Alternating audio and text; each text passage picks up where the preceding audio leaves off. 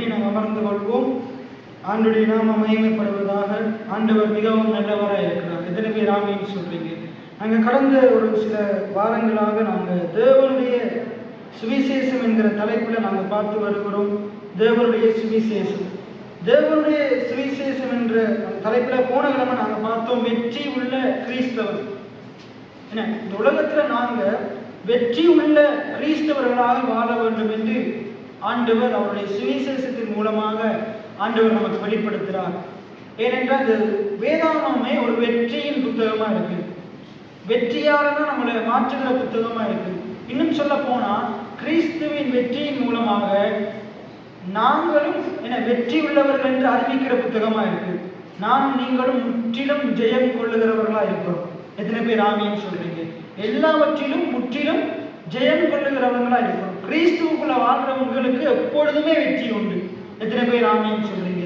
எப்பொழுதும் வெற்றி உண்டு, எல்லாவற்றின் மேலும் வெற்றி உண்டு. எல்லாம் சொல்லுங்க, எப்பொழுதும் வெற்றி உண்டு, எல்லாவற்றின் மேலும் வெற்றி உண்டு. எத்தனை பேர் ஆமீன் சொல்றீங்க? நான் அடிக்கடி சொல்றதுதான், வெற்றிக்கும் செழிப்புக்கும் எல்லாம் நம்முடைய வாழ்க்கையில தேவன் நமக்கு கொடுத்த எல்லாவற்றையும் எப்படி பெற்றுக் கொள்ளலாம் என்றால், வாயினால் அறிக்கையிட்டு இருதயத்தில் விசுவாசித்தா அதை பெற்றுக்கொள்ளணும். எத்தனை பேர் ஆமீன் சொல்றீங்க? நம்முடைய வாழ்க்கையில ஏதோ ஒரு காரியத்தில் அடிமைத்தனத்தில் இருக்கிறோம். பாவமா இருக்கலாம், எப்படிப்பட்ட காரியமா இருக்கலாம், அடிமைத்தனத்தில் இருக்கிறோம். அதே போல ஏதோ ஒரு காரியத்துல சிறைப்பட்டு போயிருக்கிறோம். விட முடியாதபடிக்கு, வெளியே வர முடியாதபடிக்கு சிறைப்பட்டு போயிருக்கிறோம். அப்ப நம்ம இப்படிப்பட்ட நிலைமையில, அடிமைத்தனத்துல சிறைப்பட்டு போன நிலைமையில நாங்க இருப்போமா இருந்தா அதை விட்டு எப்படி வெளியே வரலன்றா, முதலாவது நாங்க என்ன செய்யணும்? நாங்க அறிக்கை செய்யணும். நான் வெளியே வரணும்ன்றத என்ன செய்யணும்? அறிக்கை செய்யணும்.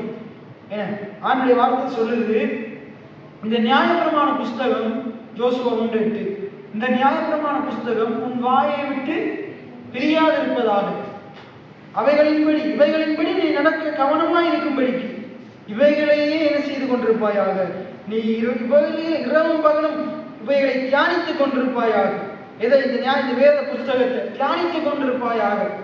அப்பொழுது நீ உன் வழியை வாய்க்க பண்ணுவாய், புத்திமானாயும் நடந்து கொள்ளுவாய். என வெற்றி என்று எடுத்துக்கொண்டாலே வெற்றியையோ செழிப்பையோ, வெற்றி உள்ள கிறிஸ்தவ வாழ்க்கையோ செழிப்புள்ள கிறிஸ்தவ வாழ்க்கையோ, இப்படிப்பட்ட அந்த போதனைகளை, இப்படிப்பட்ட வார்த்தைகளை தியானிக்க வைக்கிட்டாலே இந்த வசனத்தை எடுத்து போதிக்காம இருக்கவே முடியாது.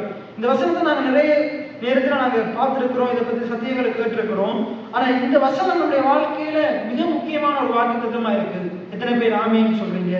இதுல இங்கிலீஷ் பைபிள்ல சொல்லுது, then you will make your way prosper, then you will have good success. அப்படின்னு என்ன சொல்லுதுன்னா, நீ இந்த நியாயப்பிரமாண புஸ்தகத்தை, ஆண்டவருடைய இந்த வெற்றியின் புஸ்தகத்தை, இந்த வேத புத்தகத்தை நீ உன்னுடைய வாயில வைப்பியா இருந்தா, இரவும் பகலும் நீ என்ன செய்ய, இதை தியானிப்பியா இருந்தா, வாயிலையும் இருதயத்திலையும் எப்பொழுதும் உன்னுடைய தியானத்தில் இந்த புத்தகத்தில் இருக்கிற வார்த்தைகள் இருக்குமா இருந்தா, ஆண்டவர் சொல்றாரு, நீ நல்ல வெற்றியை பெற்றுக் கொள்வாய்.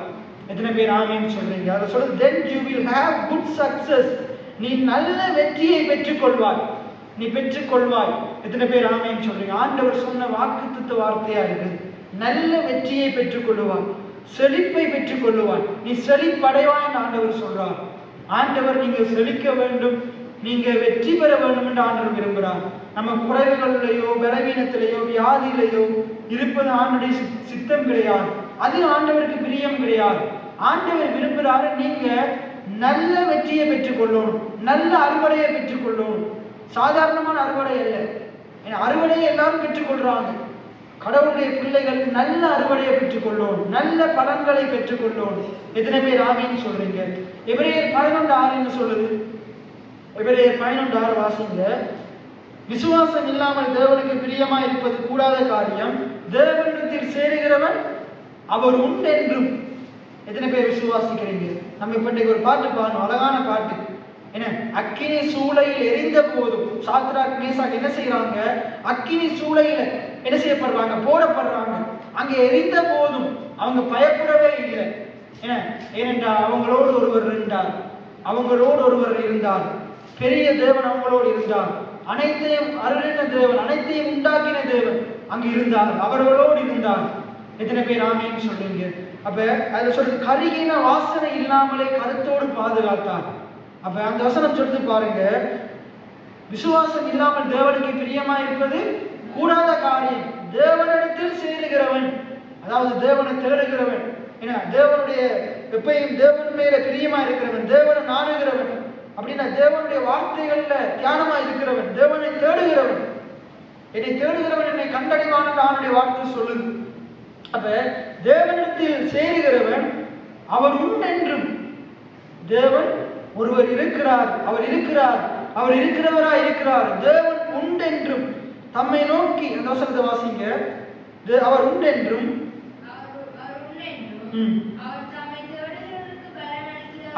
அவர் உண்டென்றும் தம்மை தேடுகிறவர்களுக்கு பலன் அளிக்கிறவர் என்றும் விசுவாசிக்க வேண்டும். எத்தனை பேர் விசுவாசிக்கிறீங்க? இப்ப நம்ம ஆண்டவர் நமக்கு ஏதோ செய்யறாருன்றதுக்காக நம்ம அவரை தேடல, அப்படி தேடவும் கூடாது. எத்தனை பேர் ஆமீன் சொல்றீங்க? நான் அவரை தேடினாதான் ஆண்டவர் ஏதாச்சும் செய்வாருன்றதுக்காக நம்ம அவரை தேட கூடாது. என்ன சொல்றேன், அவர் உங்களுக்காக ஏற்கனவே நிறைய காரியத்தை செய்திருக்கிறார். எத்தனை பேர் ஆமீன் சொல்றீங்க? இனி ஆண்டவர் உங்களுக்கு செய்ய போறதை காட்டிலும் விலையேற பெற்றது என்னென்றால் அவர் உங்களுக்காக கல்வாரி சிலுவையில செய்தது. மிகப்பெரிய காரியம் என்னென்றா, உங்களுடைய வாழ்க்கையில ஆண்டவர் இனி உங்களுக்கு செய்யணும்னு நீங்க எதிர்பார்க்குறீங்க தானே. இன்னைக்கு நம்ம நிறைய காரியத்தை எதிர்பார்க்கிறோம். இன்னைக்கு எதிர்பார்ப்பு இல்லாத மனுஷன் ஒருவனும் இல்லை. நம்ம எல்லாருமே ஏதோ ஒன்று எதிர்பார்க்கிறோம். ஏதோ ஒரு எதிர்பார்ப்பு தேவனிடத்துல இருந்தும் நமக்கு ஒரு எதிர்பார்ப்பு இருக்குது, நம்முடைய ஊழியக்காரனிடத்திலிருந்து நமக்கு ஒரு எதிர்பார்ப்பு இருக்குது, நம்முடைய கணவனிடத்திலிருந்து நமக்கு ஒரு எதிர்பார்ப்பு இருக்குது, மனைவியிடத்திலிருந்து ஒரு எதிர்பார்ப்பு இருக்குது, பிள்ளைகளிடத்திலிருந்து ஒரு எதிர்பார்ப்பு இருக்குது, இந்த நம்முடைய சுற்றி வாழ்கிற ஜனங்களிடத்திலிருந்தும் நமக்கு ஒரு எதிர்பார்ப்பு இருக்குது. ஏன்னா காசு பணத்தை நம்ம எதிர்பார்க்கலாட்டியும் நாங்க என்ன செய்கிறோம், அவங்க நம்மளை குறிச்சு நல்ல ஒரு எண்ணத்தை வச்சிருக்கணும்ன்றது நம்ம எதிர்பார்க்கிறோம். எதிர்பார்க்குறீங்களா இல்லையா? நம்ம சுத்தி வாழ்கிற ஜனங்கள் என்னைய குறிச்சு நல்ல எண்ணம் கொண்டு இருக்கணும், எதிர்பார்க்குறீங்களா இல்லையா? இல்லை என்னைய ஒரே பேசிட்டு இருக்கணும், என்னைய திட்டிட்டு இருக்கணும் அப்படின்ற எதிர்பார்க்குறீங்க.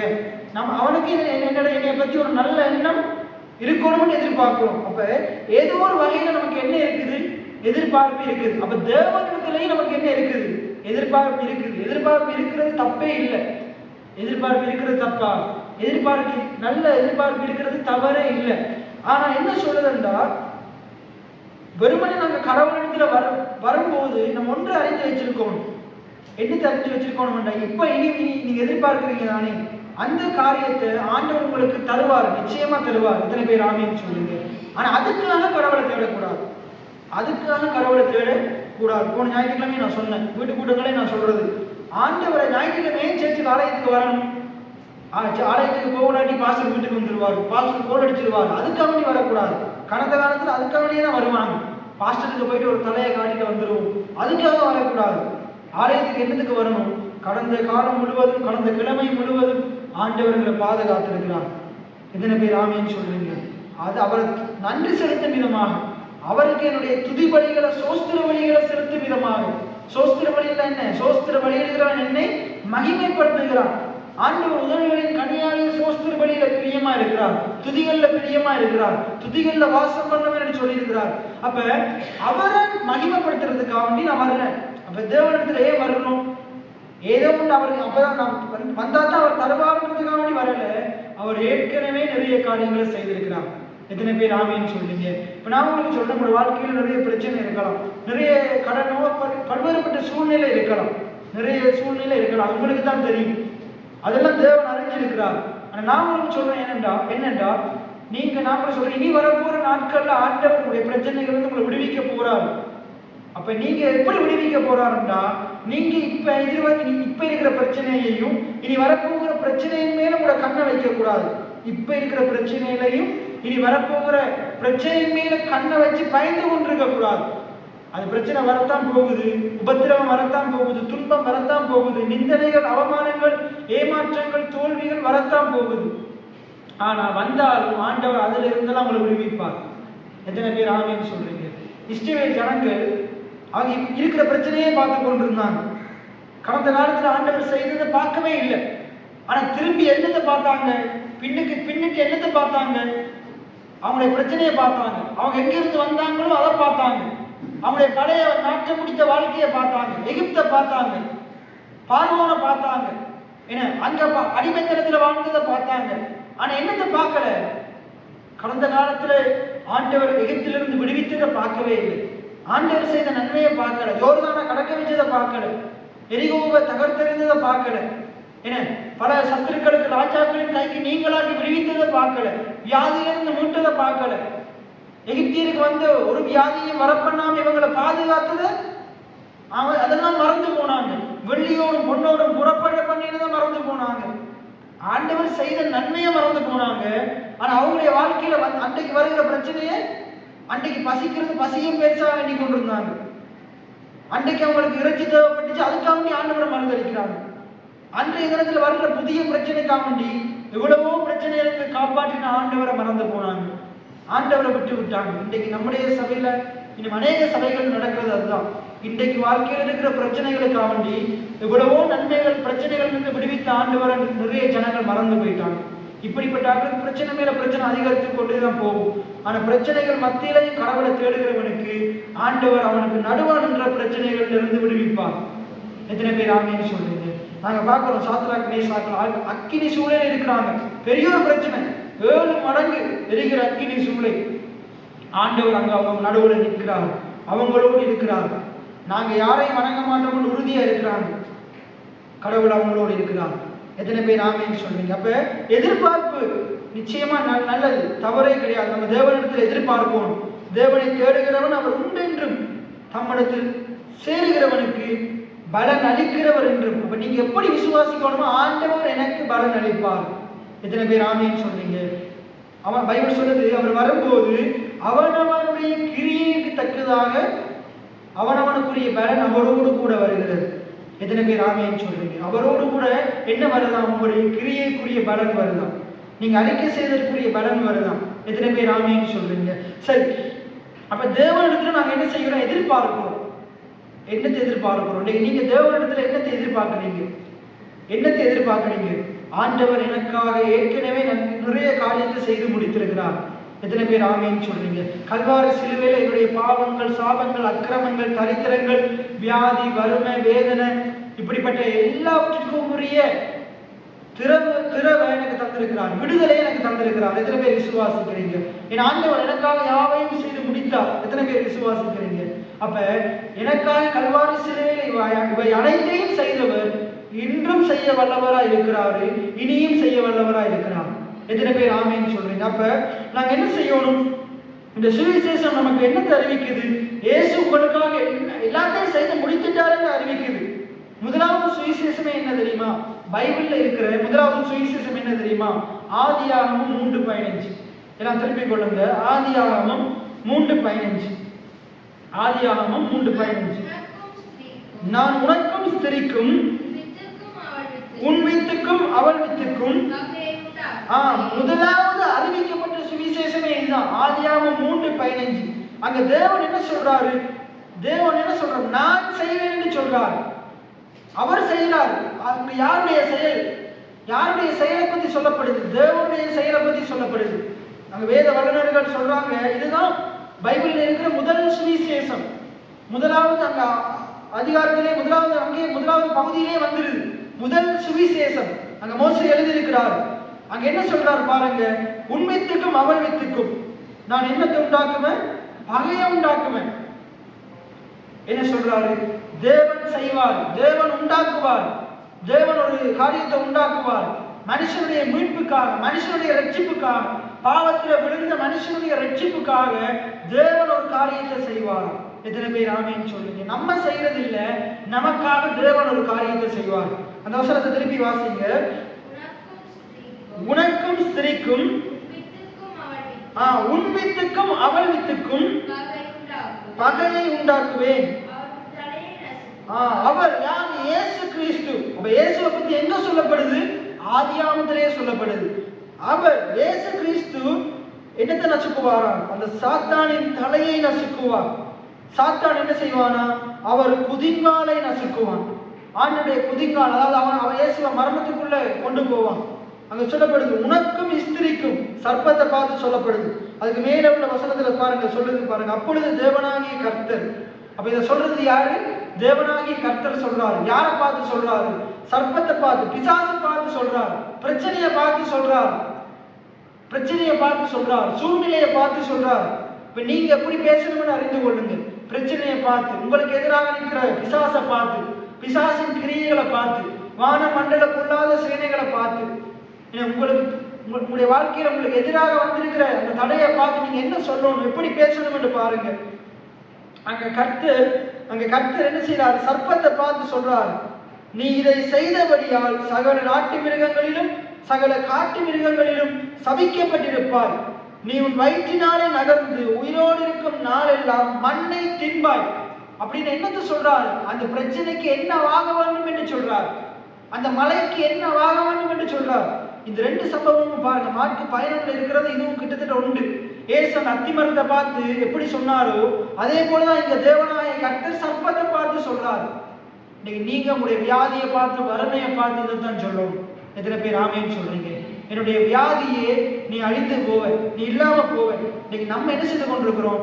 கடவுளுடைய சாயலாக படைக்கப்பட்ட மனுஷனை பார்த்து இப்படிப்பட்ட வார்த்தைகளை சொல்றோம். ஆண்டவர் அதை பார்த்து கடவுளால் சாயலாக படைக்கப்பட்ட மனுஷனை பார்த்து இப்படி சொல்லும்படிக்கு இந்த நாவை தரல. என்னத்துக்கு இந்த நாவை தந்தாரு?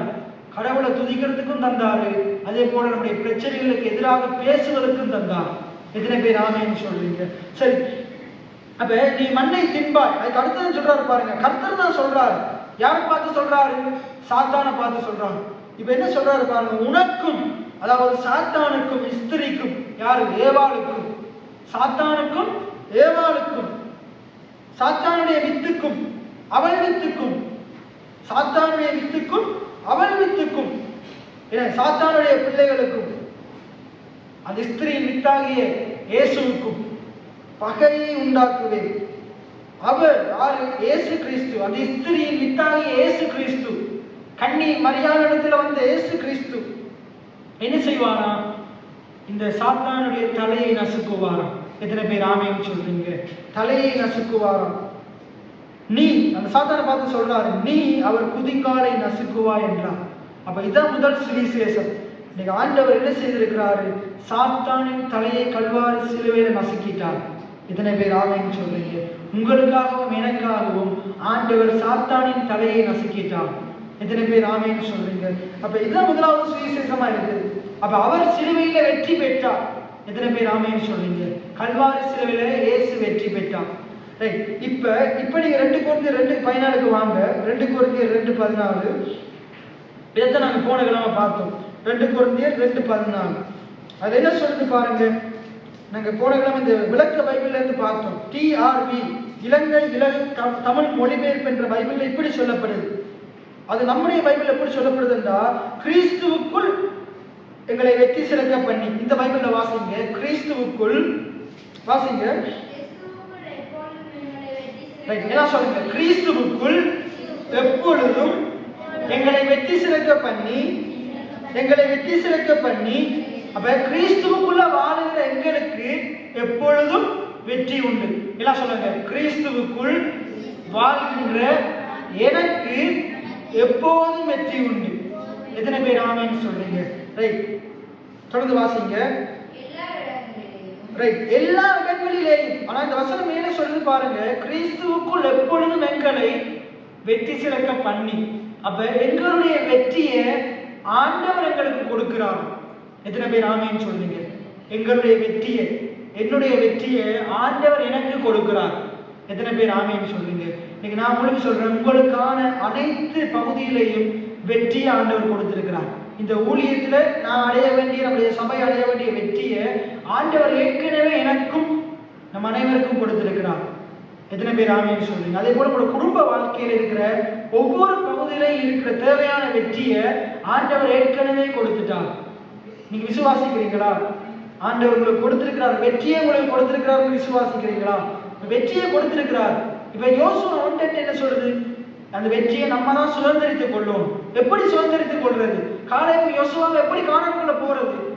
ஆண்டவர் சொன்ன வாக்குத்தத்தத்தை எடுத்து வாயிலையும் இருதயத்திலே வச்சு பேசும்போது அங்க சொல்றது, இந்த நியாயப்பிரமாண புஸ்தகம், இந்த வார்த்தைகள் உன்னுடைய வாயை விட்டு பிரியாது இருப்பதாக, இவைகளின்படி நீ நடக்க கவனமா இருக்கும்படிக்கு அதையே தியானித்துக் கொண்டிருப்பாயாக. என்னத்தை தியானித்துக் கொண்டிருப்பாயாக? ஆண்டவர் எனக்காக வெற்றியை வைத்திருக்கிறார். ஆண்டுடைய வார்த்தை சொல்றது எனக்கு வெற்றி ஆயத்தமாக்கப்பட்டிருக்கிறது. எத்தனை பேர் ஆமேன்னு சொல்றீங்க? நான் போகிற அந்த வெற்றியை சுதந்திரித்துக் கொள்ள போகிறேன். நான் போகிற அந்த வெற்றியை சுதந்திரித்துக் கொள்ள போகிறேன். இந்த சுவிசேஷம் சொல்லுது, இயேசு எனக்காக யாவையும் செய்து முடித்தார். இயேசு பிசாசின் தடையை நசுக்கினார். என்னுடைய பாவத்துக்கு ஒரு தீர்வை தந்திருக்கிறாரு. பாவ பரிகாரத்தை அவர் உண்டு பண்ணி இருக்கிறாரு. அவர் என்னை அவருடைய ரத்தத்தினால கழுவி இருக்கிறாரு. என்னுடைய பாவங்கள் மன்னிக்கப்பட்டிருக்குது. எத்தனை பேர் ஆமேன்னு சொல்றீங்க? நான் என்னைய முற்றிலும் ஜெயம் கொள்ளுகிறவனா மாற்றி இருக்கிறாரு. கிறிஸ்துவுக்குள்ள வாழ்கிற எனக்கு, அவருடைய ரத்தத்தினால கழுவப்பட்ட எனக்கு எப்போதும் வெற்றி உண்டு. எத்தனை பேர் ஆமேன்னு சொல்றீங்க? அப்ப நம்ம எப்படி ஆண்டவரை தேடுவோம்? எப்படி அவர் அண்டையில ஓடி போவோம், கிட்டி சேருவோம்? அப்ப எவ்வளவு நம்பிக்கையா இருப்போம்? என்னுடைய பாவங்களை மன்னித்திருக்கிறார். இப்ப நான் தைரியமா அவருடைய சமூகத்துக்குள்ள போகலாம். இன்னைக்கு நிறைய பேர் தைரியமா அவருடைய சமூகத்துக்கு வருவது கிடையாது. தைரியமா திருவிருந்து அனுசரிப்பது கிடையாது. ஆண்டுடைய சமூகத்துக்கு வர்ற பயத்தில் இருக்கிறாங்க. எதனால? அவங்க இந்த சுவிசேஷத்தை அறிந்து கொள்ளவே இல்லை. தேவனுடைய சுவிசேஷத்தை அறிந்து கொள்ளவே இல்லை. தேவனுடைய சுவிசேஷம் என்ன தலைப்புல நாம பார்த்து கொண்டிருக்கிறோம்? என்ன சொல்லுங்க? தேவனுடைய சுவிசேஷம். இந்த தேவனுடைய சுவிசேஷம் என்ன சொல்லுது? என்ன சொல்லுது? உங்களுக்கான வெற்றியை தேவன் ஆயத்தம் பண்ணி வச்சிருக்கிறார். கிறிஸ்துவுக்குள்ள வாழுகிற உங்களுக்கான வெற்றி எப்பொழுதுமே உங்களுக்கு வெற்றி இருக்குது. எல்லாவற்றிலும் வெற்றி இருக்குது. இதெல்லாம் சொல்லுங்க, எப்பொழுதும் வெற்றி இருக்குது, எல்லாவற்றிலும் வெற்றி இருக்குது. அப்ப உங்களுடைய வாழ்க்கையில எல்லா பகுதியிலையும் உங்களுக்கு வெற்றியை தேவன் ஆயத்தம் பண்ணி வச்சிருக்கிறார். அதுக்கு நீங்களும் நானும் என்ன செய்யணும்? அறிந்து கொள்ளும். தேவனுடைய சுவிசேஷம் என்ன சொல்லுதுன்னு அறிந்து கொள்ளும். அதைத்தான் இன்னைக்கு நான் அறிவித்துக் கொண்டிருக்கிறேன். நான் உங்களுக்கு அறிவித்துக் கொண்டிருக்கிறேன். இப்ப சொல்லுது பாருங்க, கிறிஸ்துவுக்குள் எப்பொழுதும் எங்களை வெற்றி அடைய செய்து. இது பைபிள் சொல்லுது பாருங்க, கிறிஸ்துவுக்குள் இருக்கிற உங்களுக்கு, கிறிஸ்துவுக்குள் இருக்கிற உங்க ஒவ்வொருத்தருக்கும் எப்பொழுதும் தேவன் உங்களை வெற்றி அடைய செய்கிறார். எத்தனை பேர் ஆமேன்னு சொல்றீங்க? நீங்க கிறிஸ்துவுக்குள்ள இருக்கிறீங்கன்னா தேவன் உங்களுக்கு எப்பொழுதும் வெற்றியை கொடுப்பார். எல்லா இடங்களிலேயும். அப்ப எப்பொழுதும் உங்களுக்கு வெற்றியை கொடுக்கிறாரு. எல்லா இடங்களிலேயும். நீங்க வேலை ஸ்தலத்துக்கு போகலாம். நீங்க அந்த வேலைக்காக நீங்க இலங்கையில இருந்தாலும் சரி, இந்தியாவுக்கு போனாலும் சரி, சவுதிக்கு போனாலும் சரி, குவைத்துக்கு போனாலும் சரி, நீங்க இங்க இருந்தாலும் சரி, எல்லா இடங்களிலேயும். எல்லாம் சொல்லுங்க, எல்லா இடங்களிலேயும் ஆண்டவர் என்ன செய்யறார்? அவங்களை கொண்டு போகிறான். எல்லா இடங்களிலேயும் கொண்டு போகிறான். எங்களை கொண்டு போய் என்ன செய்யறானா? உங்களை கொண்டு அந்த இடத்துல அவரை தெரிந்து கொள்கிற, உங்களை பார்க்கிறவன் இயேசு உங்கள பார்ப்பான். எத்தனை பேர் ஆமேன்னு சொல்றீங்க? உங்களை ஏன் கொண்டு போறாரு? உங்களை ஏன் எல்லா இடத்துக்கும் கொண்டு போறாரு? ஏன் அவிசுவாசிகள் மத்தியில நம்மளை கொண்டு வந்து வச்சிருக்கிறாரு? இப்படிப்பட்ட கிராமத்துல நம்மளே கொண்டு வந்து வச்சிருக்கிறாரு. நம்ம அவருடைய வாசனையை வெளிப்படுத்தும். எத்தனை பேர் ஆமேன்னு சொல்றீங்க? சாத்ராக், மேசாக், ஆபேத்நேகோ ஏன் அக்கினி சுவாலைக்கு கொண்டு போனாரு? கருகின வாசனையை வெளிப்படுத்துறதுக்கா? கருகின வாசனையை வெளிப்படுத்துறதுக்கு இல்ல, இயேசுவின் வாசனையை வெளிப்படுத்துறதுக்கு, இயேசுவை வெளிப்படுத்துறதுக்கு, இயேசுவை பின்பற்றுகிறவனோடு அவர் இருக்கிறார் என்றதை வெளிப்படுத்துறதுக்கு, தம்மை அண்டிக் கொள்ளுகிறவர்களுக்கு அவர் அடைக்கலமா இருக்கிறார், கேடகமா இருக்கிறார், துருகமா இருக்கிறார், கண்மலையா இருக்கிறார், பாதுகாப்பா இருக்கிறார், அவர் அவங்களுக்கு எல்லாருமா இருக்கிறார் என்றதை வெளிப்படுத்துறதுக்கு. எத்தனை பேர் ஆமேன்னு சொல்றீங்க? இந்த கிராமத்துல நம்மளை கொண்டு வந்தது அவங்களா வாழ்வதற்கு அல்ல, இந்த இடத்துல உப்பாக வெளிச்சமாக வாழ்வதற்கு. எத்தனை பேர் ஆமேன்னு சொல்றீங்க? நம்ம ஒரு வித்தியாசம் உள்ளவங்களா இருக்கோம். வேறு பிரிக்கப்பட்ட ஒரு வாழ்க்கை வாழணும். இந்த இடத்துல இருந்தாலும் இவங்களுடைய காரியத்தினால நம்ம கரைவட்டு போக கூடாது. ஏன்னா பன்றி இருக்கிற சேத்துக்குள்ள இருந்தாலும் சேது வராம இருக்கணும். நம்மளும் புரண்டு கொண்டு இருக்க கூடாது. எத்தனை பேர் ஆமேன்னு சொல்றீங்க? நம்ம வித்தியாசம் உள்ளவங்களா இருக்கணும். அப்ப இங்க என்ன சொல்றாரு? ஆண்டவர் நம்மளை என்ன செய்யறாரா? நம்மளை பார்க்கிறவன் அவன் என்ன ஆசையா தேவனை தெரிந்து கொள்ளணுமா? இவன் கடவுளை இயேசுவை தேடுற இவன் ஆண்டவர் எப்படி வைத்திருக்கிறார்? இவன் ஆண்டவரை நான் பார்க்கணும். இவன் எப்படிப்பட்ட தெய்வத்தை அவன் வணங்குறான்றதை நான் பார்க்கணும். பாருங்க, இந்த தானியேல், இந்த சாத்ராக், மேசாக்கினுடைய எப்படிப்பட்ட காரியத்தை பார்த்து யோசேப்பை பத்தியும் பார்க்கிறோம். இந்த யோசேப்பை பார்த்து அவங்க அந்த ராஜாக்கள், அங்க இருக்கிற ராஜாக்கள் என்ன செய்கிறாங்க? இவருடைய தேவன் எப்படிப்பட்டவரா இருப்பார்? அந்த தேவன் மேல இவங்களுக்கு ஒரு விசுவாசம் வருது. தேவன் மேல அவங்க சொல்றாங்க, நீங்க ஆராதிக்கிற ஆண்டவர் உங்களை என்ன செய்வாரு? தப்பு வைப்பார். அவன் சொல்ற, நாங்கள் ஆராதிக்கிற ஆண்டவர்களை தப்பு வைக்க வல்லவரா இருக்கிறார். அப்புறம் அந்த ராஜா சொல்றான், ஆண்டவர் உன்னை தப்புவித்தார் கேட்கும்போது ஆண்டவரை தப்புவித்திருக்கிறார். எத்தனை பேர் ஆமேன்னு சொல்றீங்க? அப்ப உங்களை பார்க்கிறவங்க அவங்க யாரா இருந்தாலும் சரி, அவங்க தேவனை அறிந்து கொள்ளுவாங்க. இதுல அழகா சொல்லப்படுது, கிறிஸ்துவுக்குள், எல்லாம் என்னோட சேர்ந்து சொல்லுங்க, கிறிஸ்துவுக்குள் எப்பொழுதும் என்னை வெற்றியடைய செய்து, கிறிஸ்துவுக்குள் எப்பொழுதும் என்னை வெற்றியடைய செய்து, எல்லா இடங்களிலேயும் என்னை கொண்டு இயேசுவை தெரிந்து கொள்கிற அறிவின் நறுமணத்தை வெளிப்படுத்துகிற தேவனுக்கு ஸ்தோத்திரம். எத்தனை பேர் ஆமென் சொல்லுங்க? கிறிஸ்துவுக்குள்ள எப்பொழுதும் தேவன் எங்களை வெற்றியடைய செய்கிறார். கிறிஸ்துவுக்குள்ள வாழ்கிற எங்களை தேவன் எப்பொழுதும் வெற்றியடைய செய்கிறார். எத்தனை பேர் ஆமென் சொல்றீங்க? அது முதலாவது காரியம். அடுத்து தெளிவா சொல்லப்படுது, எல்லா இடங்களிலேயும் நாங்க போகும்போது செண்டு வாசனை மாதிரி ஒரு வாசனை வெளிப்படுமா? என்ன வாசனை? இயேசுவின் வாசனை. என்ன வாசனை? நம்முடைய பேச்சு இயேசுவை வெளிப்படுத்தும், நம்முடைய கிரியை இயேசுவை வெளிப்படுத்தும். அப்ப இது வெளிப்படும் போது என்ன நடக்கும்? மற்ற ஜனங்கள் நம்மள இயேசுவை பார்ப்பாங்க, நம்முடைய பேச்சில இயேசுவை பார்ப்பாங்க. பார்த்து என்ன செய்வாங்க? அவங்க இயேசுவை தெரிந்து கொள்ளுவாங்க. அப்ப தெரிந்து கொள்ள இதை செய்கிறவர் யாரு? தேவன் நம்மளை இப்படிப்பட்டவங்களா மாற்றுறாங்க. இதைத்தான் இந்த சுவிசேஷம் அறிவிக்குது. இப்ப சுவிசேஷம் நமக்கு என்ன அறிவிக்குதுன்றா, இந்த தேவனுடைய சுவிசேஷம் நமக்கு என்ன அறிவிக்குதுன்றா, கிறிஸ்துவுக்குள்ள வாழுகிற உனக்கு எப்பொழுதும் வெற்றி இருக்குது. முதலாவது காரியம், இந்த சுவிசேஷம் என்ன அறிவிக்குது? கிறிஸ்துவுக்குள்ள வாழலாம் சொல்லுங்க, கிறிஸ்துவுக்குள் வாழுகிற எனக்கு எப்பொழுதும் வெற்றி உண்டு. அப்ப இந்த சுவிசேஷம் முதலாவது எனக்கு எப்பொழுதும் வெற்றி உண்டு என்றது அறிவிக்குது. கிறிஸ்துவுக்குள்ள வாழுகிற எனக்கு எப்பொழுதும் வெற்றி உண்டு என்றது அறிவிக்குது. இரண்டாவது, எல்லா இடங்களிலேயும் தேவன் என்னையை கொண்டு இயேசுவை அறிவை வெளிப்படுத்துறார் என்றது அறிவிக்கிறது. எல்லா இடங்களிலேயும் நீங்க உங்களையே வேலை ஸ்தலத்துக்கு கொண்டு போறாரு, அங்க நீங்க இயேசுவை வெளிப்படுத்தும். மற்ற ஜனங்கள் இயேசுவை தெரிந்து கொள்ளும்படிக்கு, இந்த உதயபுரம் இயேசுவை தெரிந்து கொள்ளணுமா இருந்தா, இந்த இடத்துல எத்தனை ஜனங்கள் இருக்கிறாங்கன்னு எனக்கு தெரியாது, எத்தனை சிறு பிள்ளைகள் வாலிபர்கள் இருக்கிறாங்கன்னு எனக்கு தெரியாது, அவங்க எப்படிப்பட்ட நிலைமையில இருக்கிறாங்கன்னு எனக்கு தெரியாது, அவங்க எப்படிப்பட்ட பாவ சேற்றுக்குள்ள உழன்று கிடக்கிறாங்கன்னு எனக்கு தெரியாது. ஆனா நான் ஒன்று சொல்றேன், இங்க இருக்கிற நாங்க என்ன, இங்க கிறிஸ்துவின் வாசனையை வெளிப்படுத்த வேண்டிய நாங்க என்ன, மற்ற அந்த ஜனங்கள், இந்த உதயபுரத்தில் இருக்கிற எல்லா ஜனங்களும், ரட்சிக்கப்படாத எல்லா ஜனங்களும், இந்த பேசாலையில் இருக்கிற எல்லா அவிசுவாசிகளும் என்ன, இயேசுவை தெரிந்து கொள்ளணுமா இருந்தா, இயேசுவை சொந்த ரட்சகரா ஏற்றுக்கொள்ளணுமா இருந்தா, இந்த உதயபுரத்தில் இருக்கிற நாங்க என்ன செய்யணும்? அவரின் வாசனையை வெளிப்படுத்துவோம். அவர்கள் இயேசுவை தெரிந்து கொள்ளும்படிக்கு நாங்கள் ஒரு வாழ்க்கை வாழணும், ஒரு வெற்றியுள்ள கிறிஸ்தவ வாழ்க்கை வாழணும். எத்தனை பேர் ஆமென் சொல்றீங்க? இங்க இருந்தாலும் நாங்க வித்தியாசமா வாழணும். இங்க இருக்கிற எல்லாரும் போல நம்முடைய வாழ்க்கை இருக்கக்கூடாது, நம்ம வித்தியாசமான வாழ்க்கை வாழணும். என்ன இரண்டாவது, இந்த பேசாலை கிராமமே பட்டணமே இயேசு அறிந்து கொள்ளணுமா இருந்தா, இங்க இருக்கிற எல்லா விசுவாசிகளும், திருச்சபைகளும், விசுவாச பிள்ளைகளும், கிறிஸ்துவுக்குள்ள வாழுகிறவங்களும், கிறிஸ்துவ வாழ்க்கை எவ்வளவு மகத்தானது என்பதை இவங்களுடைய வாழ்க்கையில வெளிப்படுத்தும். எத்தனை பேர் ஆமென் சொல்றீங்க? அதே போல அந்த மன்னார் ரட்சிக்கப்படணுமா இருந்தா, மன்னார் இருக்கிற கிறிஸ்தவர்கள் முதலாவது உருப்படியா ஒரு வெற்றியுள்ள கிறிஸ்தவ வாழ்க்கை வாழணும், இயேசுவை வெளிப்படுத்தி காண்பிக்கணும், அவருடைய கிறிஸ்தவ வாழ்க்கை இயேசுவை வெளிப்படுத்தும்.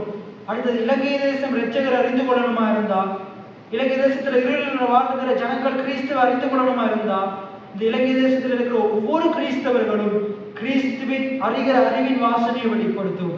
எத்தனை பேர் ஆமென் சொல்றீங்க? கிறிஸ்துவ அறிகிற அறிவின் வாசனையை வெளிப்படுத்தும். ரைட். அப்ப இது இன்னொரு மொழிபெயர்ப்புல நாங்க பார்க்க போகிறோம், இன்னொரு மொழிபெயர்ப்புல நாங்க பார்க்க போகிறோம். சரி, என்னோட சேர்ந்து நான் சொல்லும் போது என்னோட சேர்ந்து சொல்லுங்க, அப்பதான் உங்களுக்கு விளங்கும். எல்லாம் சொல்லுங்க. இறைவனுக்கே நன்றி, அவர் எப்பொழுதும் எங்களை கரம் பிடித்து, தேவன் என்ன செய்யறாரா? எப்பொழுதுமே எங்களை கரத்தை பிடிக்கிறாரா. என்ன, ஒரு தகப்பன் என்ன செய்யறாரு? உள்ள முதல் நடக்க பழகும் போது, என்னுடைய முதல் பேர் சைக்கிளோட பழகும் போது, என்னைய சைக்கிளோட பழகினது என்னோட மாமா, மட்டக்களப்பில் இருக்கிற மாமா. அவர் என்ன செய்வாரு? நான் பழகிற ஒரு 2-3 மாசம் பழகும் போது என்னைய மேலே ஏற வைப்பார். அப்ப 2 டயர் இருக்கும், 2 சீல் இருக்கும், அதை கலட்டிட்டாரு, அதுல ஓடி பழகி கலட்டிட்டாரு. இப்ப என்ன செய்யறாரு? நான் சைக்கிள் ஓடுறதுக்காக பின் கெரியரை பிடிக்கிறாரு, லேடி சைக்கிள் ஏறி பின் கெரியரை பிடிக்கிறாரு. அவர் என்ன செய்யறாரு? அங்க ஒரு தூரத்துல இருந்து அந்த போக்கு கிட்ட இருந்து கடைசி அந்த பள்ளத்துக்குள்ள அந்த அந்த இதுக்கு போகும் மட்டும் அப்படியே பிடிச்சு கொண்டு ஓடி வர்றார், கூடவே வர்றார், விடவே இல்லை.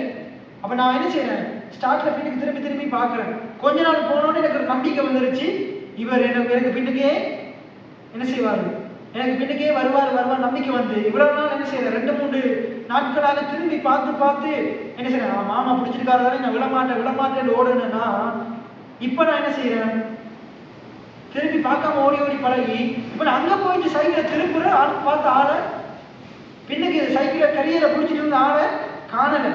இஞ்சால திரும்பலனா அப்படியே அந்த கடைக்கிட்ட விழுந்துட்டேன். ஏன் இவ்வளவு 2-3 அப்ப மாமாட்ட போயிட்டு விழுந்துட்டு எழுப்பி இந்த இடத்துல ஒரு காயம் வந்தது ஒரு சிலாய் ஒன்றுக்குள்ள ஏறிடுச்சு. அப்ப அங்க போய் அதெல்லாம் எடுத்து கிளீன் பண்ணி பிளாஸ்டர் ஒட்டின பிறகு மாமாட்ட கேட்டேன்,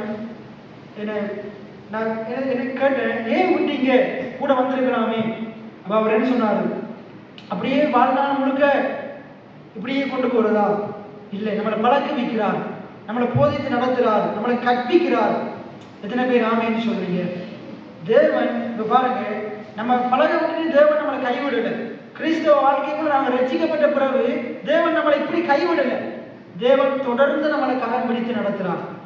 எத்தனை பேர் ஆமேன்னு சொல்றீங்க? உலக தகப்பன்மார் ஒரு காலம் வரைக்கும் தான் நம்மளோட வருவாங்க.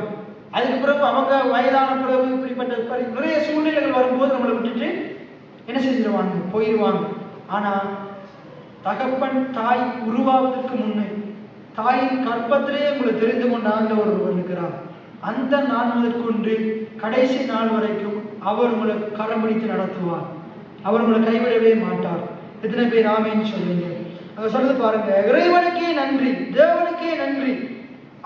தேவன் எப்பொழுதும் எங்களை கரம் பிடித்து, என்ன சொல்லுங்க, என் தேவன் எப்பொழுதும் என் கரத்தை பிடித்து, எப்பொழுதும் என் கரத்தை பிடித்து. நீங்க ஸ்கூலுக்கு போகும்போது அவர் உங்களுக்கு கரம் பிடிக்கிறார். எத்தனை பேர் ஆமேன்னு சொல்றீங்க? நீங்க வேலை ஸ்தலங்களுக்கு போகும்போது அவருடைய கரம் உங்களை பிடிக்கிறது. எத்தனை பேர் ஆமேன்னு சொல்றீங்க? கரம் பிடித்து. அடுத்ததான் பாருங்க, கிறிஸ்துவின், என்ன சொல்லுங்க, கிறிஸ்துவின் வெற்றி பவனிக்குள் வழி நடத்துகிறார். இன்னைக்கு நம்ம வாழ்கிற கிறிஸ்தவ வாழ்க்கை என்ன வாழ்க்கையா? கிறிஸ்துவின் வெற்றி பவனி. என்ன வாழ்க்கையா? கிறிஸ்துவின் வெற்றி பவனியில அழுகை இருக்குமா, துக்கம் இருக்குமா, துயரம் இருக்குமா? என்ன இருக்கும்? வெற்றி பவனியில் என்ன இருக்கும்? சந்தோஷம் இருக்கும், ஆர்ப்பரிப்பு இருக்கும். தாவீது போன கிழமை தெளிவா பார்த்தோம். தாவீது கோலியாத்துல தலையை வெட்டிட்டான். வெட்டின பிறகு அந்த பெலிஸ்தர்கள் என்ன செய்றாங்க? பயந்து ஓடுறாங்க. தாவீதுல இந்த கையில கோலியாத்த வெட்டின வாள் இருக்குது, இந்த கையில கோலியாத்துல தலை இருக்குது. அவன் சும்மாதான் நிற்கிறான். இவ்வளவு நேரம் பயந்து கொண்டிருந்த இஸ்ரவேல் படைகள் என்ன செய்யறாங்க? ஓடிக்கொண்டிருக்கிற பெலிஸ்த படையை திரட்டி ஓட விரட்டி முறியடிக்கிறாங்க. அங்க சொல்லப்படுது, அங்க என்ன சொல்லப்படுது? போன கிழமை பார்த்தோம். பயந்து கொண்டிருந்த அந்த ஜூதர்கள், அந்த இஸ்ரவேலர்கள் எழும்பினாங்க. முதலாவது எத்தனை பேர் ஆமேன்னு சொல்றீங்க? எழுந்து ஆர்ப்பரித்து. அங்க என்ன சொல்லப்படுது? எழுந்து ஆர்ப்பரித்து. அப்ப இப்ப வெற்றி பெற்றாச்சு. அவங்க வெற்றி அவங்களுக்கு சொந்தம் ஆயிடுச்சு. எப்ப கோலியாத்து செத்தானோ அப்பவே வெற்றி இஸ்ரவேல் படையினுடைய ஆயிடுச்சு. எத்தனை பேர் ஆமேன்னு சொல்றீங்க? கல்வாரி சிலுவையில் எப்ப இயேசு சாத்தானின் தலையை நசுக்கினாரோ அப்பவே வெற்றி என்னுடையது உங்களுடையது ஆயிற்று. எத்தனை பேர் ஆமேன்னு சொல்றீங்க? நான் உங்களுக்கு சொல்றேன், நீங்க கிறிஸ்துவுக்குள்ள வெற்றி சிறக்கிறவர்கள், முற்றிலும் ஜெயம் பெறுகிறவர்கள். எத்தனை பேர் ஆமேன்னு சொல்றீங்க? கிறிஸ்துவனுடைய வெற்றி உங்களுடைய வெற்றியா இருக்குது. தாவீதினுடைய வெற்றி எப்படி இஸ்ரவேல் படையினுடைய வெற்றியா இருந்ததோ, நான் உங்களுக்கு சொல்றேன், இயேசு கிறிஸ்துவனுடைய வெற்றி என்னுடைய உங்களுடைய வெற்றியா இருக்கு. எத்தனை பேர் ஆமேன்னு சொல்றீங்க? இப்ப இயேசு வந்து இங்க இருக்கிற நிச்சய காரியத்தை முறியடிக்க மாட்டாரு. அவர் உங்களை கொண்டு முறியடிக்க விரும்புகிறார்.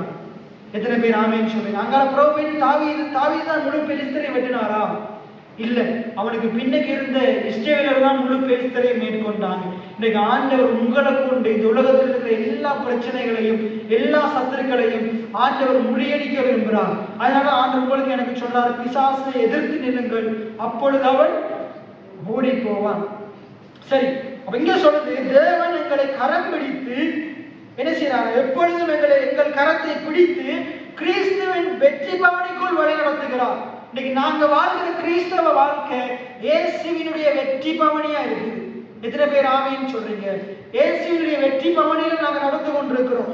ஆண்டவருடைய கருத்தை பிடித்து வழிநடத்தி கொண்டிருக்கிறார்.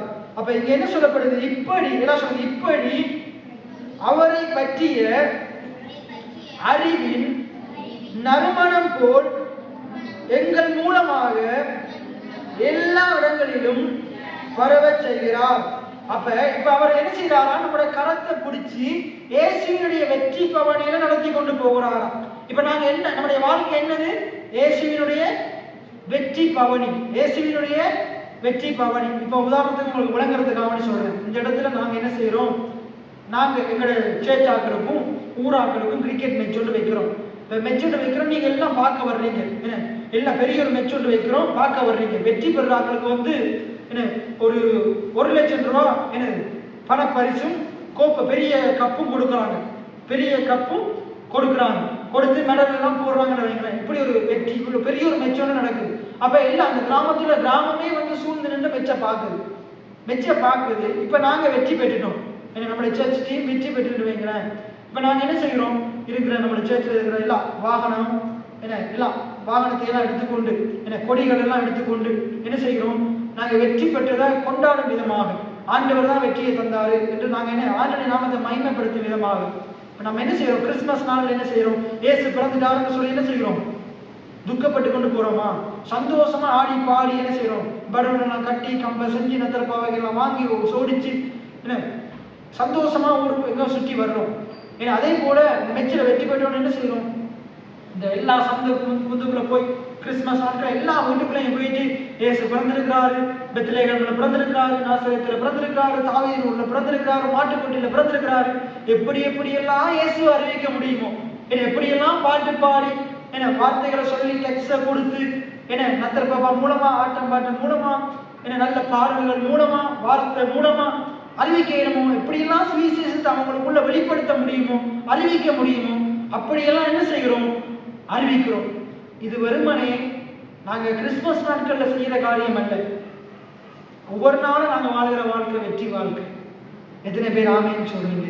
இயேசுவினுடைய பிறப்பு மட்டும் வெற்றி இல்லை, இயேசுவினுடைய பாடுகளும் வெற்றி தான், இயேசுவினுடைய மரணமும் வெற்றி தான், இயேசுவினுடைய எல்லாம் அவர் நமக்காக செய்த ஒவ்வொரு காரியத்திலையும் வெற்றி இருக்குது. எத்தனை பேர் ஆமேன்னு சொல்றீங்க? ஒவ்வொரு நாளும் வெற்றி இருக்குது. அப்ப எப்பயாச்சும் ஒருக்கு வெற்றி பெற்று அந்த வெற்றியை இயேசு அறிவிக்கிறது சிறந்ததா? ஒவ்வொரு நாளும் நாங்க வாழ்கிற வாழ்க்கையை வெற்றியா இருப்பதன் மூலமாக இயேசு அறிவிக்கிறது சிறந்ததா? ஒவ்வொரு நாளும் நம்முடைய வாழ்க்கையில நாங்க வெற்றி பெறும்போது அதன் மூலமாக யாரோ ஒருத்தருக்கு சரி இயேசு அறிகிற அறிவு கிடைக்குமா இருந்தா அதுவே மிகப்பெரிய சுவிசேஷமா இருக்குது. எத்தனை பேர் ஆமேன்னு சொல்றீங்க? அதைத்தான் இந்த பைபிள் சொல்லுது, இந்த வார்த்தை சொல்லுது. அப்ப அவர் நம்மளை கரம் பிடித்து இயேசுவினுடைய வெற்றி பவனியில வழி நடத்துறாராம். இயேசுவினுடைய வெற்றி பவனியில நாங்க நடந்து போகும்போது நம்மளை பார்த்து நிறைய பேர் இயேசு அறிந்து கொள்றாங்க. நம்மளை பார்த்து நிறைய பேர் இயேசு அறிந்து கொள்றீங்க. நான் உங்களுக்கு சொல்றேன், நீங்க வாழ்கிற வாழ்க்கை மூலமாக ரட்சிக்கப்படாத நிறைய பேர் இயேசு அறிந்து கொள்ளணும். உடைய வாழ்க்கையை பார்த்து இயேசு அறிந்து கொள்ளணும். எத்தனை பேர் ஆமேன்னு சொல்றீங்க? உடைய பேச்சு மூலமாக, நடக்க மூலமாக, உடைய வேலை ஸ்தலத்துல உடைய நடவடிக்கைகள் மூலமாக நிறைய பேர் இயேசு அறிந்து கொள்ளணும். எத்தனை பேர் ஆமேன்னு சொல்றீங்க? இன்றைக்கு நம்முடைய சமுதாயத்தின் மத்தியில கிறிஸ்தவர்களுக்கு, சபைக்கு போகிறவர்களுக்கு நல்ல பேர் கிடையாது, நல்ல மதிப்பு கிடையாது. ஏன்னா அவங்களுடைய நடக்கை அவங்களை பார்க்கலும் மோசமானதா இருக்குது. ஏன்னா அவர்களை பார்க்கலும் மோசமானதா இருக்குது. இன்னைக்கு நிறைய சபைகள்ல பாத்தீங்கன்னா அவங்களுடைய சில ஆண்டுடைய வார்த்தைக்கு விரோதமான போதனைகள், ஆண்டுடைய வார்த்தைக்கு விரோதமான கட்டுக்கதைகள், நடவடிக்கைகள், அந்த காரியங்கள் இன்றைக்கு சபையை கேலிக்குள்ளாக்கி கொண்டு சென்று கொண்டிருக்குது. ஆனா சில சபைகளை பார்க்கிறோம், அவருடைய வாழ்க்கை மூலமாக இயேசு வெளிப்படுறார். இன்றைக்கு நிறைய இடங்கள்ல சபையில பாருங்க, சபையில ரட்சிக்கப்பட்ட ஒரு நபர் ஒழுங்கா இருந்தாலே அந்த குடும்பம் ரட்சிக்கப்படும். அந்த குடும்பம் ஒழுங்கா இருந்தாலே அந்த பட்டணம், அவங்களை சுத்தி வாழ்கிற ஜனங்கள் ரட்சிக்கப்படுவாங்க. இன்னைக்கு இந்த சபை நம்ம ஒழுங்கா இருப்போமா இருந்தா நிறைய ஆத்மாக்கள் இங்க நிரம்பி வருவாங்க. இங்க இருக்கிறார்கள் நம்ம ஒழுங்கா இல்லாட்டி இருக்கிறார்கள் இல்லாம தான் போவாங்க. நான் என்ன சொல்றேன்னா, நம்ம ஒவ்வொருத்தரும் மாறணும். நம்ம ஒவ்வொருத்தரும் இயேசுவை வெளிப்படுத்தணும். நம்முடைய பேச்சு இயேசுவை வெளிப்படுத்தணும். நம்முடைய நடவடிக்கைகள் இயேசுவை வெளிப்படுத்தணும். தொழில் செய்கிற இடத்துல நம்ம நேர்மையா இருப்பதன் மூலமாக இயேசுவை வெளிப்படுத்தும். அப்ப இது என்ன செய்யும்? இயேசுவை பற்றினதான வாசனையே நம்ம மூலமா தேவன் அவங்களுக்கு வெளிப்படுத்துவார். எத்தனை பேர் ஆமென் சொல்றீங்க? ரைட். அப்ப இங்க என்ன சொல்றது பாருங்க. இன்னொரு வசனம், இன்னொரு டிரான்ஸ்லேஷன்ல அதை நான் உங்களுக்கு சொல்றேன். என்ன சொல்றது? தேவனுக்கு நன்றி, தேவன் எப்பொழுதும் எங்களை கிறிஸ்துவின் மூலம் வெற்றி பெறும்படி வழிநடத்துகிறார். தேவன் எப்பொழுதும் என்னை கிறிஸ்துவின் மூலமாக வெற்றி பெறும்படி வழி நடத்துகிறார். தேவன் நம்மளை கிறிஸ்து மூலமாக எப்பொழுதும் வெற்றி பெறும்படி வழி நடத்துகிறாராம். அதுக்கு அடுத்தது சொல்லுது பாருங்க, இனிய மனமுள்ள, எல்லாம் சொல்லுங்க, இனிய மனமுள்ள வாசனை பொருளை போன்று எல்லா இடங்களிலும் தேவன் தனது அறிவை பரப்ப நம்மை பயன்படுத்துகிறார். தேவன் நம்மளை பயன்படுத்துகிறார். எல்லாம் சொல்லுங்க, தேவன் என்னை பயன்படுத்துகிறார். நான் என்னுடைய பாடசாலையில தேவன் என்னை பயன்படுத்துகிறார். நான் வேலை செய்கிற இடத்துல தேவன் என்னை பயன்படுத்துகிறார். நான் போகும்போது தேவன் என்னை பயன்படுத்துகிறார். நான் வரும்போது தேவன் என்னை பயன்படுத்துகிறார். என்னுடைய திருச்சபையில தேவன் என்னை பயன்படுத்துகிறார். அப்ப நீங்க எங்க இருந்தாலும், எந்த இடத்துல இருந்தாலும் அங்க தேவன் கூட பயன்படுத்த சித்தமா இருக்கிறார். எதற்காக? இயேசுவை வெளிப்படுத்துவதற்காக. எத்தனை பேர் ஆமென் சொல்றீங்க? அதன் மூலமாக அநேக ஜனங்கள் ரட்சிக்கப்படுவதற்காக. அப்ப இந்த சுவிசேஷம் என்ன சொல்லுது? இன்னைக்கு பிரசங்கம் என்னண்டா, இன்னைக்கு பைபிள் ஸ்டடியில் என்ன நம்ம கற்றுக்கொண்டோம்னா, இந்த சுவிசேஷ புத்தகம் என்ன சொல்லுது? இந்த சுவிசேஷ புத்தகம் என்ன சொல்லுதுண்டா, நாங்க வாழ்கிற வாழ்க்கை இயேசுவின் வெற்றி பவனி, இயேசு அறிவிக்கிற வெற்றி பவனி, இயேசுவினுடைய இந்த வாசனை, இயேசு நல்லவர் வாசனையை வெளிப்படுத்துகிற ஒரு வாழ்க்கை தான் நம்முடைய வாழ்க்கை, கிறிஸ்தவ வாழ்க்கை. எத்தனை பேர் ஆமென் சொல்றீங்க? தேவன் நம்மளை பயன்படுத்துறார், நம்மளை கரம் பிடித்து நடத்துறார். இயேசுவின் வெற்றி பவனியில் அவர் கரம் பிடித்து நடத்துறார். எத்தனை பேர் ஆமென் சொல்றீங்க? இந்த மரத்தை நோடும் போது நீங்க எத்தனை பேர் பார்த்துருக்கீங்களோ தெரியாது. கடந்த போன வருஷம் மன்னார்ல ஏதோ ஒரு ஸ்கூல்ல என்ன ஒரு பிள்ளை மரத்தை நோடுது. அவங்களோட அம்மா அனுப்பிச்சா அந்த பின்னுக்கே ஓடுறாங்க, அந்த பிள்ளைக்கு பக்கத்திலே ஓடுறாங்க. அதை சமூக ஊடகங்கள் எடுத்து போட்டு இப்போ பாராட்டி இருந்தாங்க. அந்த பிள்ளையினுடைய வெற்றிக்காக அவங்களோட அம்மா என்ன செய்யறாங்க, அந்த பிள்ளையோடு கூட உற்சாகப்படுத்தி கொண்டு குளுக்கோஸ் கொடுத்து, ரிங்ஸ் கொடுத்து, தண்ணி கொடுத்து கொண்டு அவங்களும் ஓடுறாங்க. இன்னைக்கு தேவன் நீ ஓடு, நான் இருந்து பார்க்கிறேன்னு விடல. தேவன் அவரும் நம்மோடு கூட வர்றார், நம்மளை கரத்தை பிடிச்சு கொண்டு வர்றார். எத்தனை பேர் ஆமென்னு சொல்றீங்க? அவர் உங்களை கைவிட மாட்டார். நீங்க அநேக நேரத்துல, நீங்களும் அநேக நேரத்துல அவருடைய கையை உதறி விட்டோம். ஆனா அவர் மறுபடியும் கையை பிடிச்சார். அவர் உங்களை கரம் பிடித்து நடத்துகிறவராக இருக்கிறார். எத்தனை பேர் ஆமென்னு சொல்றீங்க? அவர் நம்முடைய நல்ல மேய்ப்பனா இருக்கிறார், நல்ல தகப்பனா இருக்கிறார். இந்த சுவிசேஷம் அறிவிக்கிறது இன்றைக்கு நீங்களும் நானும் வாழ்கிற கிறிஸ்தவ வாழ்க்கை, கிறிஸ்தவ வாழ்க்கை இயேசுவின் வெற்றி பவனியா இருக்கு.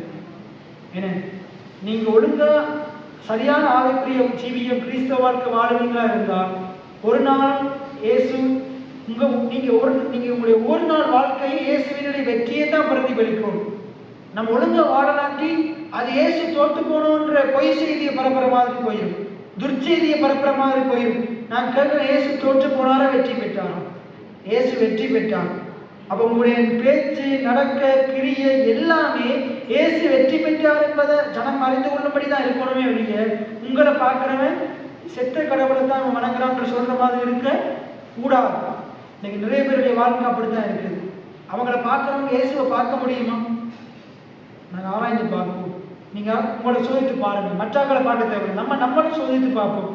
என்னைய பார்க்கிறவன், நான் பேசுகிற பேச்சை கேட்கிறவன், என்னுடைய வாழ்க்கையை பார்க்கிறவன் இயேசுவை பார்ப்பானா? இயேசு என்னோடு இருக்கிறாருன்னு பார்ப்பானா? அந்த சாத்ராக் மேசாக் ஆபேத்தோடு இயேசு இருந்தாருன்னு பார்க்குறாங்க, தானியேலோடு இயேசு இருந்தாருன்னு தேவன் இருந்தாருன்னு பார்க்குறாங்க. இன்னைக்கு உங்களோட என்னோட இயேசு இருக்கிறாருன்னு மற்றவங்க பார்ப்பாங்களா? ஏதோ ஒன்று இவனுக்குள்ள ஏதோ ஒன்று இருக்கு அப்படி சரி எண்ணுவாங்களா? இவனோட என்ன இருக்குன்னு தெரியல, இவன் மட்டும் நல்லாயிட்டே போறானு, இவனுக்கு மட்டும் எப்பயும் வெற்றியா நடக்குது, இவன் விரும்புறதெல்லாம் கிடைக்குது, இவன் சொல்றதெல்லாம் நடக்குது. இப்படி ஜனங்கள் உங்களை பார்த்து சொல்லணும், உங்கள்ட்ட வந்து கேட்கணும், என்ன எப்படி நீ இப்படி வாழ்ற? அப்ப நீங்க சொல்லணும், இயேசு என்னோடு இருக்கிறார், என் ஆண்டவர் என்னை விடுவிக்கிறார், நான் ஆராதிக்கிற ஆண்டவர் என்னை தப்பு வைக்கிறார். எத்தனை பேர் ஆமென் சொல்றீங்க? அவர் என்னோடு கூட இருக்கிறார். அவர் என்னோடு கூட இருக்கிறதுனால நான் ஒரு சேனைக்குள்ள பாய்வேன், நான் ஒரு மதிலை தாண்டுவேன். எத்தனை பேர் ஆமேன்னு சொல்றீங்க? எத்தனை பேர் ஆமேன்னு சொல்றீங்க? அப்ப இந்த சுவிசேஷம், இந்த தேவனுடைய சுவிசேஷம் என்னத்தை அறிவிக்குது? என்னத்தை அறிவிக்குது என்றால், உங்களுக்காக இயேசு ஏற்கனவே கல்வாரி சிலுவையில வெற்றி பெற்றுட்டார். இப்ப நீங்க வாழ்கிற வாழ்க்கையை, கிறிஸ்தவ வாழ்க்கையை ஒரு வெற்றி பவனியா இருக்கு. இந்த வெற்றி பவனில ஆண்டவருடைய கரத்தை பிடித்திருக்கிறார். ஆண்டவரின் கரத்தை பிடித்திருக்கிறார். அவருடைய கையை விட மாட்டார். நீங்களும் உதற வேண்டாம், நீங்களும் உதற வேண்டாம், நீங்க உதற வேண்டாம். ஒருவேளை உங்களுடைய வாழ்க்கையில் கடினமான சூழ்நிலை இருக்கலாம். இல்லை இல்லை, நான் இயேசுவினுடைய வெற்றி பவனில போய் கொண்டிருக்கிறேன், என்னுடைய சூழ்நிலைகள் மாறும். ஆயிரம் ஆயிரம் இந்த வெற்றி பவனியை நான் கொண்டாடாதபடிக்கு, நான் அழுது குழப்பம் படிக்க, துக்கப்படும் படிக்க, கண்ணீர் வடிக்கும் படிக்க, ஆயிரம் தடைகள் என்னுடைய வழியில எனக்கு தடையா வந்தாலும், என்னுடைய வழியில எனக்கு ஒரு மறைவா வந்தாலும், என்னை அனுப்பின ஆண்டவர், என்னை கரப்பிடித்து நடத்துகிற ஆண்டவர் என்னோடு கூட இருக்கிறார். தொடர்ந்து என்னை வெற்றியடைய செய்வார். எல்லா தடைகளையும் உடைத்தறிவார். எத்தனை பேர் ஆமீன் சொல்றீங்க? இன்னைக்கு நீங்க போய்கொண்டிருக்கிற பயணம் வெற்றி பயணமா இருக்குது, வெற்றி பயணமா இருக்குது. எத்தனை பேர் ஆமீன் சொல்றீங்க? அப்படியே நாங்கள் அனைவரும் எழுந்து நின்றவர்களாக, அனைவரும் எழுந்து நின்றவர்களாக இந்த பாடலை பாடப்போகிறோம். இது ஒரு புதிய பாடல். இப்ப நான் இந்த ஆராதனை வேளையில இந்த பாட்டை படித்தேன். முதலாவது இந்த வரியை உங்களுக்கு சொல்லித்தர போகிறேன். சொல்லி தந்துட்டு இந்த பாட்டை நாங்கள் படிக்க போகிறோம். இந்த பாட்டை நாங்கள் எல்லாரும் சேர்ந்தவர்களாக நாங்கள் படிக்க போகிறோம். எல்லாம் சொல்லுங்க. ஆயிரம் தடை வழிமறித்தாலும் கொஞ்சமும் பயமில்லையே.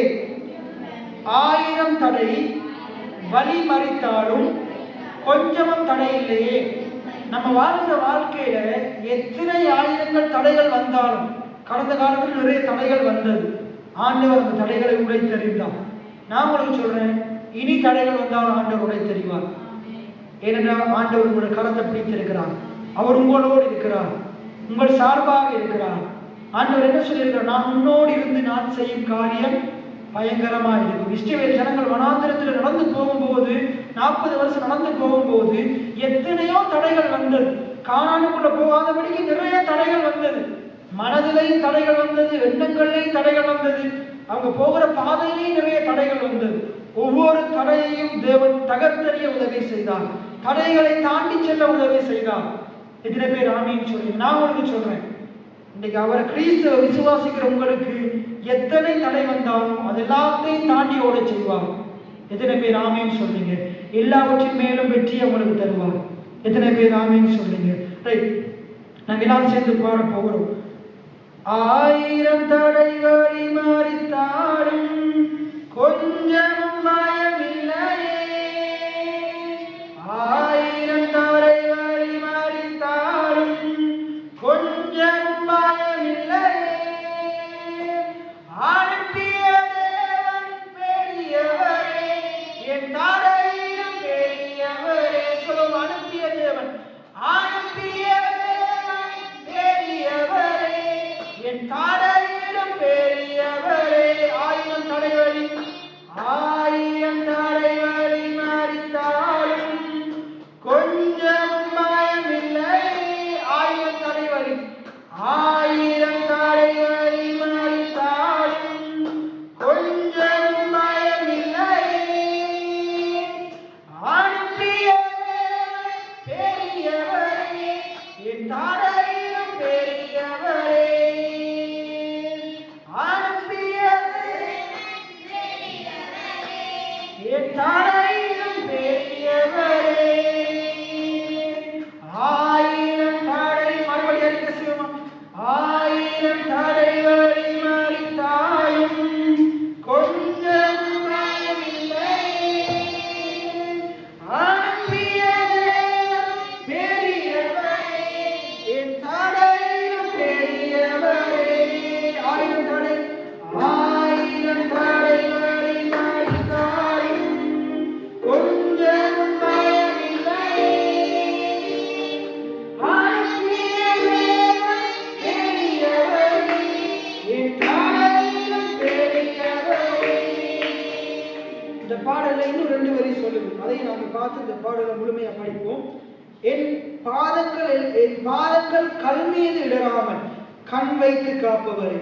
நாங்க போகிற பாதையில என்ன நிறைய கல்லுகள், முள்ளுகள், இப்படி நிறைய நம்முடைய போகாதபடிக்கு நிறைய தடைகள் வந்தால் ஆண்டவர் என்ன சொல்லியிருக்கிறாரு? நான் உனக்கு போதித்து நீ நடக்க வேண்டிய வழியை உனக்கு காட்டுவேன், உண்மையின் கண்களை வைத்து.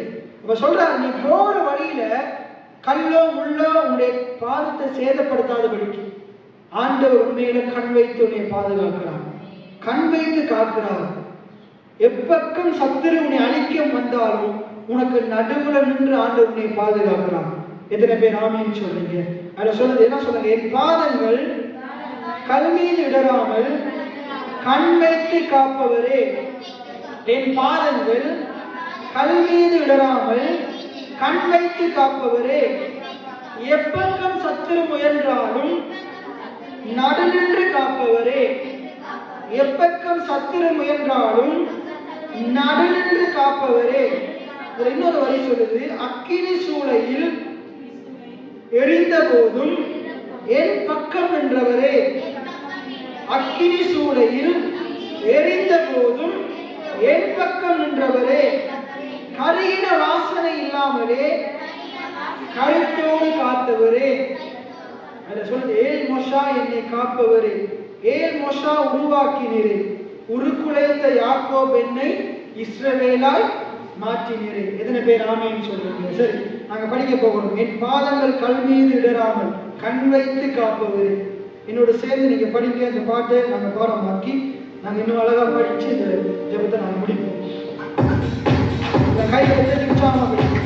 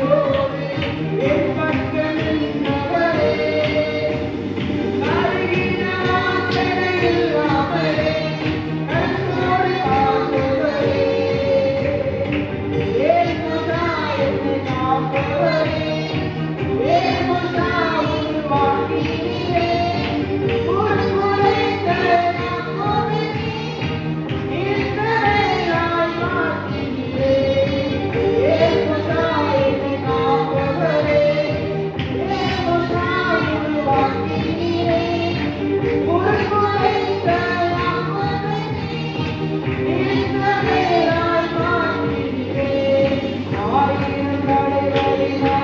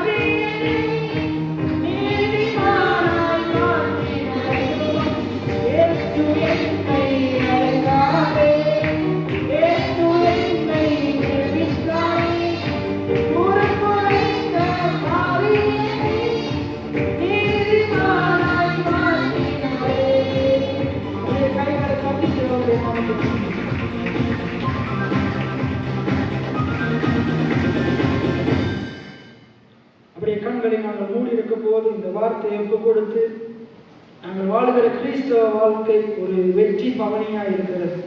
இயேசுவின் வெற்றியை அறிவிக்கிற ஒரு வெற்றி பவனியாக இருக்கிறது. ஆகையினாலே நாங்களும் எங்கள் சபை மக்களும் நம்முடைய பிரதேசத்தில் இருக்கிற ஜனங்களும் இந்த சத்தியத்தை அறிந்து கொள்ள வேண்டும்.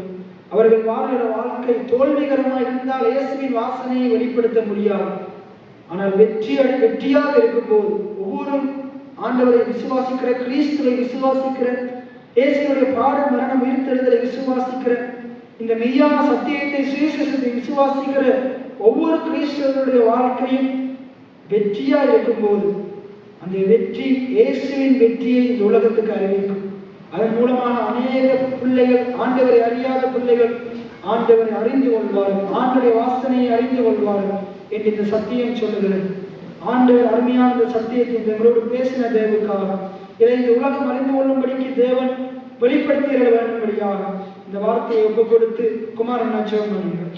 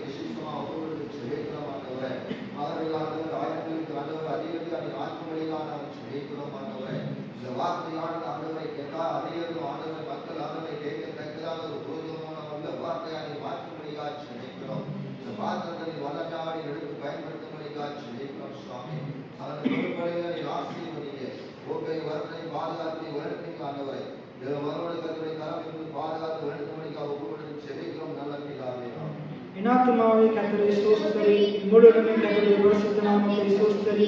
இனாத்துமாவே கர்த்தரை ஸ்தோத்திரி, கர்த்தர் செய்த சகல உபகாரங்களை மறவாதே. ஆமென். கர்த்தர் உங்களை ஆசீர்வதிப்பார்.